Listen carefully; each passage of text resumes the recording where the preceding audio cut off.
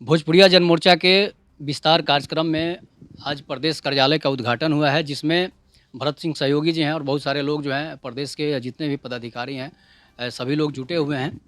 और इस बीच हम लोगों के बीच जो है भोजपुरिया जनमोर्चा के संयोजक बनाए गए हैं, अभय झा जी हैं। इनसे थोड़ा सा हम लोग जानेंगे। सबसे पहले आपका हमारे चैनल पर स्वागत है। जी, नमस्ते। और सबसे पहले मैं राष्ट्रीय अध्यक्ष महोदय सहयोगी जी को और प्रदेश अध्यक्ष महोदय चतुर्भुज जी को धन्यवाद देता हूँ कि उन्होंने मुझ पर विश्वास जताया और संयोजक बनाया गया मुझे। तो मैं कोशिश करूँगा कि इनके विश्वास पर पूरा खरा उतरूँ और पार्टी को ऊँचाई तक ले जाऊँ, ताकि एक बिहार में एक सशक्त पार्टी के रूप में उभरे और पार्टी राज्य को सरकार देने में भी अच्छा, पार्टियां जो है, विभिन्न पार्टी है, बीजेपी हो, जदयू हो, राजद हो, सभी पार्टियां जो है अपना अपने एजेंडे को लेकर चल रही है। और आपकी पार्टी जो है कौन सा एजेंडे को लेकर चलेगी, ताकि बिहार में पार्टी जो है सबसे पहले आ जाए, पहले नंबर। जी, अभी अभी जो सरकार है, गठबंधन की सरकार या इससे पूर्व में जो सरकार थी, ये केवल भ्रष्टाचार इनका काम है। सभी नेता भ्रष्टाचार में या सभी अफ़सर भी सारा मशीनरी जो है, सरकारी मशीनरी सभी भ्रष्टाचार में आकंठ डूबा हुआ है। तो पहला काम हम लोग का ये होगा कि भ्रष्टाचार को ख़त्म किया जाए, ठीक ना? क्योंकि भ्रष्टाचार होने से सभी सही मायने में जो भी आर्थिक सुधार कार्यक्रम हो या जो सरकार जो भी कार्यक्रम बनाती है, वो जो जनता उसके माने जिनके लिए बनाया गया है, उन तक पहुँच नहीं पाती है वो। तो भ्रष्टाचार खत्म होगा तो सभी कार्यक्रम या जो भी योजनाएँ हैं वो जनता तक पहुँचेगी, जनता को का भलाई होगा। तो पहला काम ये होगा कि समानता लाया जाए, जनता सभी समान हो, ठीक ना? सभी को समान अधिकार मिले, सभी को रोज़गार मिले, ये हम लोगों का कार्यक्रम होगा। अच्छा, सभी लोगों में समानता लाने के लिए आपकी पार्टी जो है जी। कौन सा मुद्दा उठाएगी, ताकि सभी लोगों को सभी लोग समान हो जाए। समान होना, सभी लोग तो अपने कर्म के अनुसार ही समान होंगे, ऐसा तो, लेकिन उसके लिए 1-2 प्लान हम लोग के पास है, जो कि हम लोग सोचेंगे, उसके विषय में डिस्कस भी करेंगे सभी जगह कि अभी जो होता है, जैसे वो कमाते हैं हम लोग, ठीक है? तो विरासत में सारा धन चला जाता है उस फैमिली में, इसके कारण भ्रष्टाचार बढ़ता है। और एक अरबपति के यहाँ जो जन्म लेता है बच्चा और एक भिखारी के यहाँ जो जन्म लेता है बच्चा, दोनों समान नहीं है, किसी भी दृष्टि से समान नहीं है, ना सामाजिक हैसियत की दृष्टि से समान है, ना वो आर्थिक रूप से समान है, किसी भी। तो वो समानता कैसे लाया जाए? तो एक व्यक्ति जो कमाता है अपने जीवन काल में, यदि वो समाज से ही कमाता है, समाज से ही लेता है पैसा वो, या जो भी रिसोर्सेज लेता है, तो क्यों ना उसकी मृत्यु के बाद उस पैसे का मेजॉरिटी पार्ट समाज में वापस चला जाए, तभी समानता आ पाएगी ना। मान लीजिए कि अरबपति यदि 100 करोड़ कमाया, 100 अरब कमाया, उसमें से 90 अरब वापस चला जाए फिर आपको समाज में, तो वो तो डिस्ट्रीब्यूशन में आएगा ना। और 10 अरब उसके पास, चलिए फैमिली के पास भी कुछ रहना चाहिए, वहाँ रहे, तभी समानता पाएगी। नहीं तो कुछ भी कर लीजिए आप, केवल फ्री का 10,000 5,000 देने से या किसान समृद्धि योजना अपनाने से कुछ भी कर लीजिए, समानता कभी नहीं आ पाएगा। अच्छा, आपको क्या लगता है कि जो लोग अपनी मेहनत से कमा के पैसे एकत्रित करते हैं, और आप बोल रहे हैं कि मृत्यु के बाद जो है उसमें कुछ परसेंट जो है सरकार को मिल जाए और उनको कुछ परसेंट मिले, ऐसा संभव है? बिल्कुल संभव है। आप कमाते हैं, मेहनत से कमाते हैं, मेहनत तो सभी करता है, रिक्शा वाला भी मेहनत करता है, ठेला वाला भी मेहनत करता है, इलेक्ट्रीशियन भी मेहनत करता है, सभी मेहनत करता है। लेकिन जो भी कमाता है ज़्यादा पैसा, कहीं न कहीं रिसोर्सेज़ तो उसको समाज से ही मिलता है ना, लेबर समाज से मिलता है, जो भी आपको रिसोर्सेज़ जो भी यूज़ करता है, मशीनरी में जो रिसोर्सेज़ का, सभी समाज से मिलता है। जो चीज़ हम समाज से लिए हैं, फिर समाज को क्यों ना दें हम वापस? आप अपने एबिलिटी के कारण, अपने क्षमता के कारण भले कमा लिए हों, लेकिन कमाने में केवल आपका योगदान नहीं है, उसमें समाज का भी योगदान है उसमें। ठीक है? समाज का भी योगदान है, तो समाज को वापस जाना चाहिए वो चीज़। हाँ, 10% फैमिली में आपके रहे, ताकि ऐसा भी ना हो, और आपके जीवन पर्यंत वो चीज़, आपके जो आपने एकत्रित किया, आपके जीवन पर्यंत तो वो आपके पास ही है ना। तो ये हो सकता है, इसके लिए आंदोलन खड़ा करना होगा, लेकिन होना चाहिए और होगा भी। इन्होंने एक बहुत बड़ी मुद्दा उठा दी है। ये मुद्दा जो है, अगर सरकार अगर लागू करे, चाहे इनकी जब सरकार बनेगी तो ये लागू करे, तो एक बहुत बड़ा मुद्दा होगा। इसके बीच आपकी पार्टी जो है 10,000 रुपये जो है फ्री में देने के लिए बात कर रही है। कैसा जो है देश में संभव हो सकता है? देखिए, उस पर तो मैं विशेष अभी पहले समझूँगा खुद मैं इस बात को। अध्यक्ष महोदय और जो आपकी भी पार्टी बनाया, का मुख्य मुद्दा है कि वोटरों को 10,000 पेंशन दिया जाए। नहीं, देखिए, उस पर हम लोग अभी करेंगे, बात करेंगे और फिर उसमें विचार करेंगे, संशोधन उसमें अगर कुछ हुआ तो करेंगे। ठीक है ना? उसपे करेंगे बात, लेकिन सभी को मेरा पर्सनल जो मत है, अरबपति को 10,000 मिलना महीना, और एक भिखारी को भी जो भीख माँगता है या जो रिक्शा पर, उसको भी 10,000 महीना मिलना, वो समानता नहीं है ये।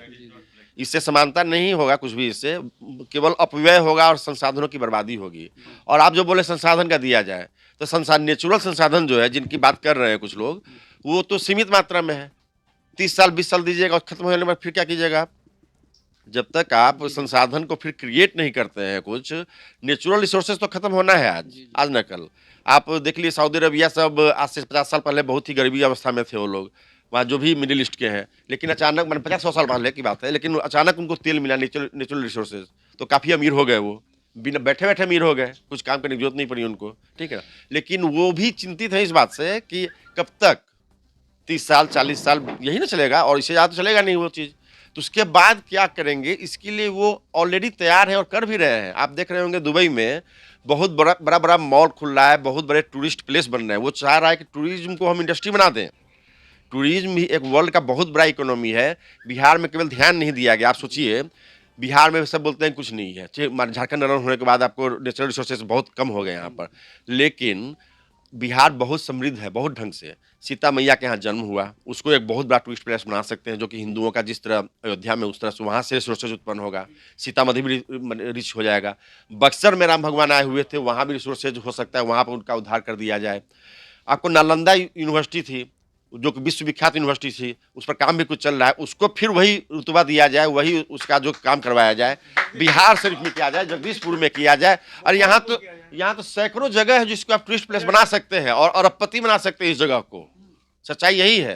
केवल कोई जरूरी नहीं है कि आप केवल जमीन से दोहन करके ही कर सकते हैं, नहीं, बुद्धि भगवान दिए हैं मनुष्य को, ठीक है, तो उसका यूज करके भी बहुत काम किया जा सकता है। यहाँ से लोग जाते हैं, बाहर जाते हैं, बिहारी टैलेंट जाकर नासा में या फिर अमेरिका में, इंग्लैंड में जाकर वही सॉफ्टवेयर डेवलप करते हैं। यदि सरकार सुरक्षा मुहैया कराए और उनको कुछ सुविधा मुहैया कराए, तो वही लड़के यहाँ वापस आकर फिर कर सकते हैं इस काम को।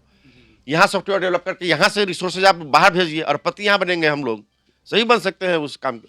जहाँ तक धार्मिक मुद्दों की आपने बात की, ये मुद्दा तो बीजेपी भी उठा रही है, क्या आपकी पार्टी भी वही मुद्दा उठाकर नहीं, चलेगी? हम धार्मिक मुद्दा नहीं उठा रहे। मैंने बोला रिसोर्सेज किस तरह यूज किया जाए, संसाधन किस तरह विकसित किया जाए, कैसे उसको ऐतिहासिक स्थल को विकसित किया जाए, मैंने ये बोला। मैंने ये नहीं बोला कि हाँ हिंदू और मुस्लिम वाली बात नहीं की मैंने।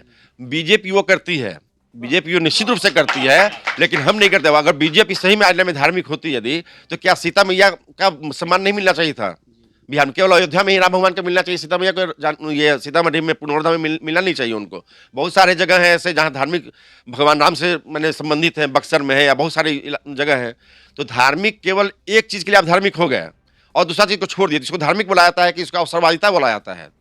ये केवल पॉलिटिक्स है और केवल अवसरवादिता है, और हम अवसरवादिता की बात नहीं कर रहे हैं। हम बात कर रहे हैं कि हिस्टोरिकल प्लेसेज को या जो भी संसाधन को जिसको हम विकसित कर सकते हैं उसको विकसित किया जाए, और इससे समृद्धि बढ़ेगी। हम तो उसकी बात कर रहे हैं, कहीं नहीं बोल रहे हैं कि सीता मैया का मंदिर बना के देंगे और करोड़ों लोगों को बोल देंगे कि भाई वोट दो हमको। ऐसा तो नहीं मांग रहे हैं। हम लोगों को उठाकर उनसे बोलेंगे कि आप हमको वोट दीजिए, आपके लिए हम काम करेंगे, बस।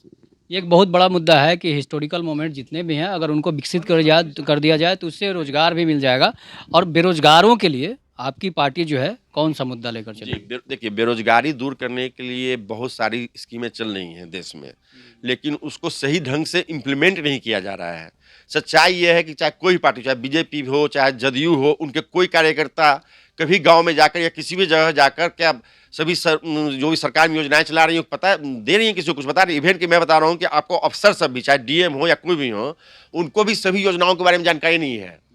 केवल पीएमईजीपी की साइट आप खोलेंगे तो 1040 उसमें आपको प्रोजेक्ट दिए हुए हैं जिसमें कि बेरोजगार युवक उसमें कर सकते हैं काम, बैंक भी हेल्प करेगी, लेकिन कोई उनको समझा नहीं पा रहा है, कोई उनको बताता नहीं है, क्योंकि बंदरवाट करना है सबको पैसे की, ठीक है, ऊपर ही ऊपर सबको बंदरवाट करना है, किसी को कुछ देना नहीं है पब्लिक के लिए, बस योजना बनाते हैं अपने फायदे के लिए कि किसी ढंग से उसका अपने कुछ लोगों को उसका फायदा दिलाकर और अपना बंदरवाट किया जाए। अगर सही मायने में हम लोग ये काम करेंगे कि जो भी सरकारी योजनाएं चल रही हैं, पहला तो उसका इम्प्लीमेंटेशन सही ढंग से हो, दूसरा उसकी जानकारी सभी को दिया जाए, उसका वैसे प्रशिक्षण तो भी चल रहा है, स्किल डेवलपमेंट वाला कार्यक्रम भी ये चल भी रहा है, उसको सही ढंग से किया जाए।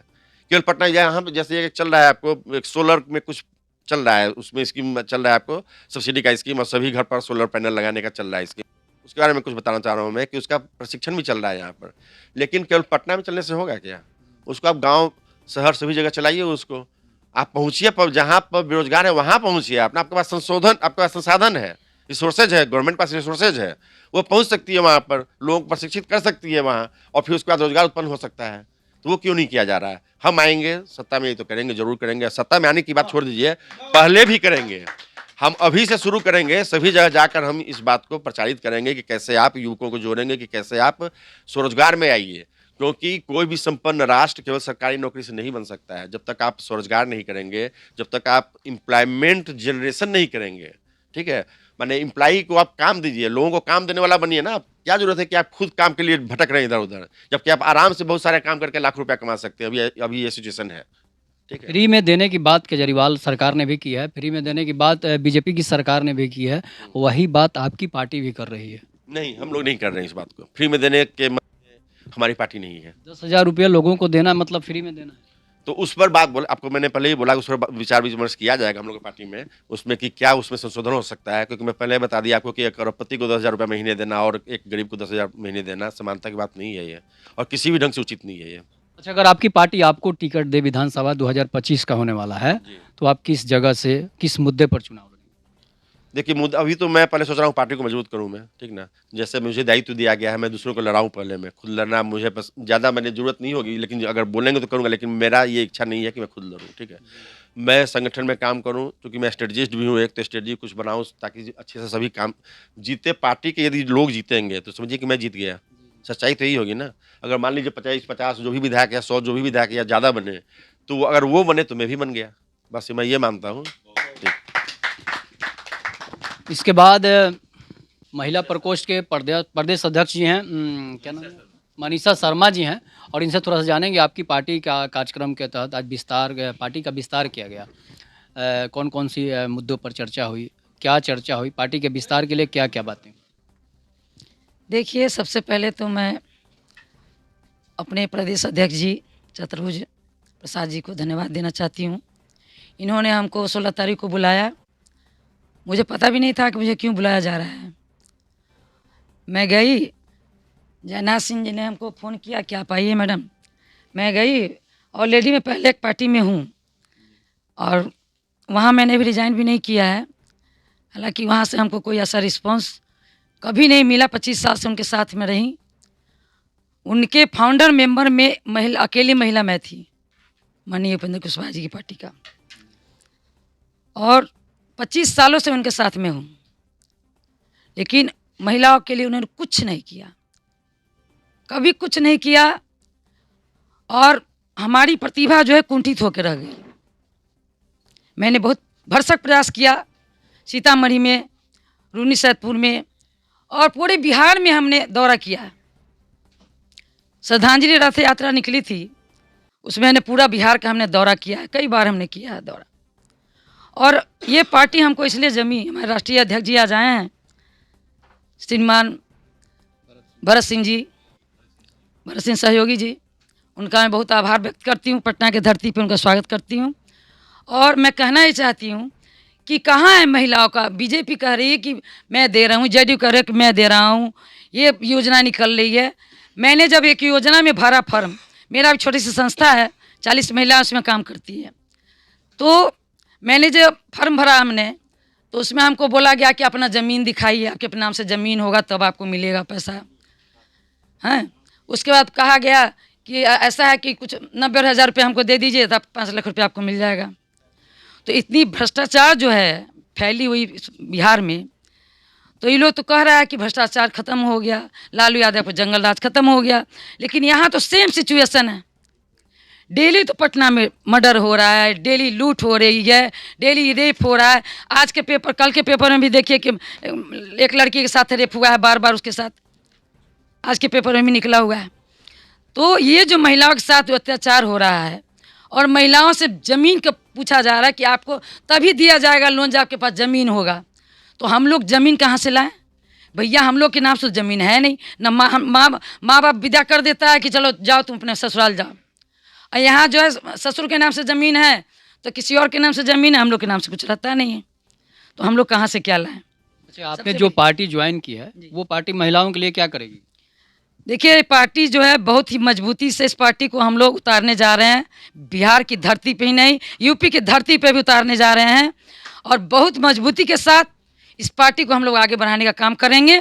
और इसमें हमारे सभी लोग का सहयोग, हमारे यहाँ बैठे हुए जितने अपने लोग हैं, सभी लोग मिल के एक मुट्ठी बंद मुट्ठी की तरह हम लोग काम करेंगे, और इस बिहार को एक नई दिशा प्रदान करने का हम कोशिश करेंगे।